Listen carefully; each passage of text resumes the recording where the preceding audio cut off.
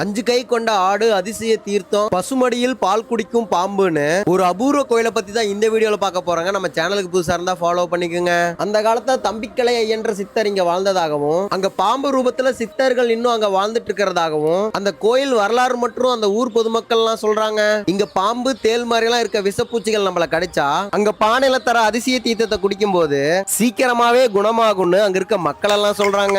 இங்க ராகு கேதுக்கு பரிகாரம் பண்ற முக்கிய ஸ்தலமா இருக்கனால உங்க வாழ்க்கையில தோஷங்கள், திருமண தடைன்னு ஏதாவது இருந்தா வாரத்துல ஒரு முறையாச்சும் இந்த கோயிலுக்கு போங்க. கண்டிப்பா நல்லதே நடக்குங்க. இந்த அதிசய கோயில் நம்ம ஈரோடு மாவட்டம் கவுந்தப்பாடிக்கு முன்னாடி தாங்க இருக்கு.